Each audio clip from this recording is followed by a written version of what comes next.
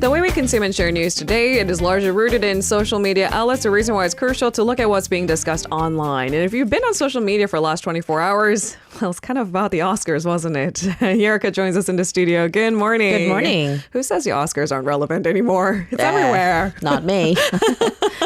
It's funny because I do think people like to rain all over a award show until like the big ones come, like the Globes, for example, and the Oscars and the Emmys, and we talk about it. So let's get to the 2024 roundup. It's the biggest night of the movie industry. Period. Yeah, period. Yeah. So, as expected, Oppenheimer walked away with the most number of awards. I mean, heading into the night, the drama led with 13 nominations.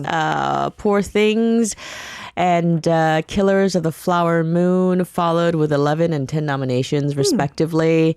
Like I said, as many had expected, Oppenheimer won 7, including Best Picture, Best Director for Christopher Nolan, Best Actor for Cillian Murphy, Best Supporting Actor for Robert Downey Jr. Now, Poor Things walked away with 4 statues, not so shabby, including Best Actress for Emma Stone. And this is her second win for lead actress at the Oscars. Okay, so there's so much to unpack in just that opener for us. But maybe we can begin with Emma Stone. I think this was one of the most memeable moments of the night as she walked onto the stage rather gracefully in this beautiful jade gown. I loved her dress. Right? I mean, that was the talk of the town, what she was wearing, the big win. But the speech, I think, takes the cake because she walked onto the stage saying... My dress is broken? Yeah, there was a little bit of wardrobe malfunction. And the thing is, I think it's so characteristic of the actress herself. I mean, she exudes so real elegance, but she's also very goofy, isn't she? Very much. And it felt very authentic as she accepted one of the biggest awards of the night. You know, I think one of the most memorable moments for me from this year's ceremony was, past recipients of the award for Best Actress, Jennifer Lawrence, who is Emma Stone's one of her best friends, Michelle Yeoh, Sally Field, Charlize Theron, Jessica Lange. They all appeared on the stage to present the award, and each of them delivered this poignant speech about one of the current nominees before Michelle Yeoh, last year's winner, named Emma Stone as the winner. Now, Emma Stone was visibly surprised, stunned, and she walked onto the stage, hugged Jennifer Lawrence. You know, they were both visibly in tears. And she just blurted out, don't look at the back of my dress.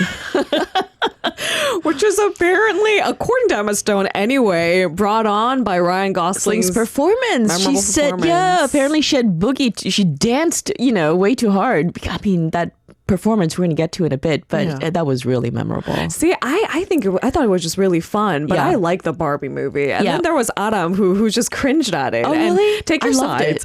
Thank you. So much. Vindicated. All right, before we get to some of those most memorable performances, including John Cena naked on stage, there were obviously disappointments of the night. Killers of the Flower Moon, the Martin Scorsese movie, received a total of 9 nominations and walked away with 0 awards. 0 awards.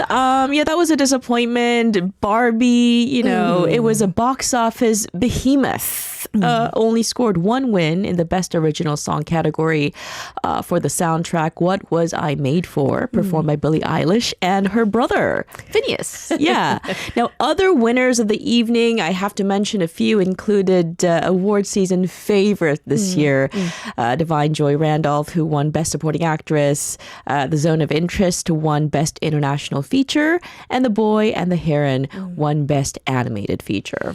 All right, let's get to Ryan Gosling's performance. It received a lot of love, attention. I mean, it kind of looked like a music video on a live stage, didn't it? It was just... Barbie extravaganza, or should I say Ken extravaganza. Yeah. I mean, there was so much to love about the performance. And the thing is, he sounded good, I have to say. Sometimes we forget he's part of, the Mickey Mouse Club, was it? Yep. I mean, he can sing and dance. With Britney Spears. Justin Timberlake. I remember those days. And he could really carry a tune live. That's right. It's unreal. When it was announced officially that Ryan Gosling would perform I'm Just Ken at the Oscars this year, it instantly became one of the most anticipated moments of the evening. The song I'm Just Ken was one of the 2 Oscar-nominated songs from the hit movie. Now, the actor is really well known for sort of rising to the occasion, or should I say challenge, when it's time to get silly. And he began the performance actually in the audience next to co-star Margot Robbie and in front of co-nominee Billie Eilish. And the seating arrangement gave viewers this incredible view. We could see everybody's reactions, right?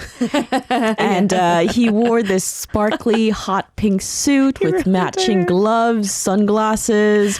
And he was originally wearing this black cowboy hat, which sort of disguised him for a bit before he took it off and he placed it on the head of his own sister, who was his date for the evening. Nice. Yeah, and he was even joined by the biggest surprise of the performance, which was a guitar solo by Guns N' Roses guitar god Slash. I mean, sometimes the things that the Oscars can pull off, it kind of blows your mind, right? I mean, they're screaming in our faces, look how we can do this. Yeah, that's right.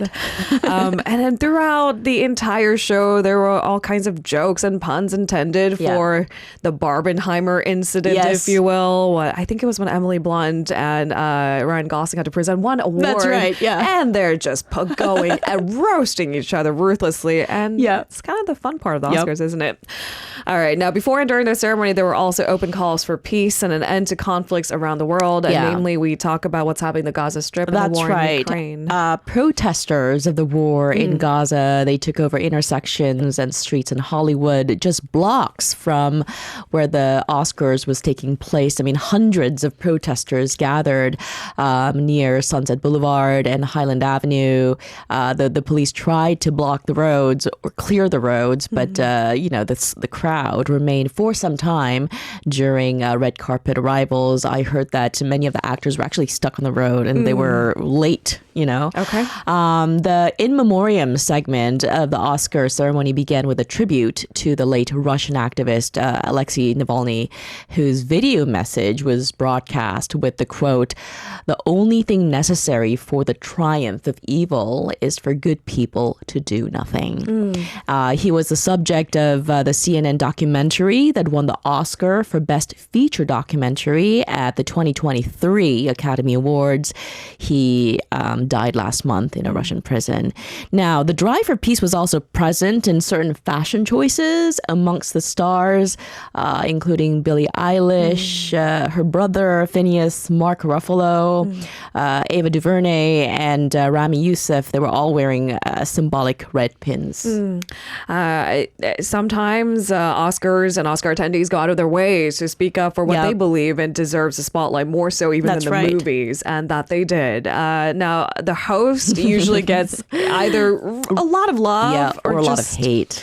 Just a lot of hate. Expectations run really high for hours-long events like this. Now, Jimmy Kimmel's delivery received mostly positive feedback, so I big think win. He did a really good job. One unexpected moment of the night came when wrestler/actor John Cena, he walked into the stage buck naked. Yes. His birthday suit. Yes, to present the Best Costume Award, which went to Poor Things. I think it was done in good taste because, I mean, the response was positive. The audience, they were laughing. It was hilarious. I mean, the way he sort of feigned seriousness when he said the male body is not a joke. I mean, How can we not laugh at that? Absolutely. And especially when he looks like that. And apparently it was homage is when someone actually went to the Oscars naked. Someone was protesting years and years ago. So there was a lot of grounds they covered, a little bit of history, poignant statement, and funny. Yeah. The Academy Awards has a tradition of sending nominees in the acting and directing categories and hosts with an exorbitant goodie bag. That we call swag bag. Because it's worth so much. I know. And this year's swag bag contained nearly 60 items, collectively worth $170,000. Do you think any of them are thinking, just give me the cash? Maybe. I don't know, but these are really good gifts, you know? Okay. So the bag is called Everybody Wins Goodie Bag. Okay. And they're given to nominees in the acting and directing categories. So not everyone obviously gets to win the big prize, but they get to go home with something great, right? And this year, the nominees, big names. I mentioned a few: Christopher Nolan, Robert Downey Jr., Cillian Murphy, Emily Blunt, Bradley Cooper, Emma Stone. I mean, some of these are winners, but Mark Ruffalo, Robert De Niro, Carey Mulligan, and Ryan Gosling. Now, the swag bag is carefully curated by Lash Ferry, who's the founder of LA-based marketing company Distinctive Assets. Now, this company has been giving away these goodie bags for 22 years, and the bag is given independently of the Academy. Okay. And this year, the most expensive gift, for those of you who are curious, is a $50,000 trip to a luxury chalet in the Swiss Alps. Not too shabby. It's not for 2 people either. Usually these gifts, these travel gifts are for like 8 people, 10 people. So they can take their loved ones with them. Their entire family. To the special destinations. All right. What else is part of this Hollywood goodie bag? Last year, for example, the bag contained cosmetic procedures like arm liposuction, hair restoration. Yes, exactly. Facelift worth $41,000. Japanese milk cake, a 3-night stay for 8 people in a restored Italian lighthouse valued at $9,000. The list goes on. When something is so out of proportion of my reality, I just chuckle at it because these sound fictitious to me. I know. It's kind of amazing. Worth a humble sum, $170,000, everyone. Right. So don't be so sad for those who didn't win. But I've got to say, Cillian Murphy, Christopher Nolan, finally having their moments was also kind of a moment to celebrate. I know we're saying Oppenheimer was an obvious win, but it really wasn't. I mean, for Nolan, it took years for him to get the best picture. All right, before we say goodbye, Erica, I think we have to get to this story. Yes. As we mentioned, even Hollywood talked about it on their biggest night. A 10-year-old boy who has become the face of starvation on the Gaza Strip apparently has passed away of malnutrition. This 10-year-old boy, the photos of him just lying in a hospital bed has been shared widely on social media, and it really broke a lot of people's hearts. The child has died from severe hunger due to Israel's ongoing siege on the Gaza Strip. The mother of the child said she lost her child due to malnutrition, and the photos they're really difficult to see because the child looks skeletal. According to the boy's family, there was a point when he needed specific food and nutrients to keep him alive after losing so much of his body weight, but then that food just never came. So he starved to death. And the thing is, even on the outbreak of the war, I think we knew that a lot of vulnerable lives, especially children and women, would be sacrificed because the Gaza Strip is overwhelmingly taken up by young boys and girls and women who are left vulnerable to the war. And aid is just not getting there. There are just no means of it arriving on time. Right. And this young boy is a symbol of what's happening on the Gaza Strip. And so the parents of the child had a message for the world. Yeah, so the mother said, "My message to the world is to look at Gaza's children and see how their lives have changed." And she told journalists that she had never imagined she would see her child starving to death in her arms. Yeah. Something to think about and to keep tabs on, folks. Yep. Thank you so much, Erica, for today's stories. We'll see you tomorrow. See you tomorrow. If you're listening to our program using the podcast service, just a reminder that we do go live Monday through Friday, 7 a.m. Korea Standard Time. So tune in and help us make the show more informative by giving us your input. See you bright and early on Good Morning Seoul.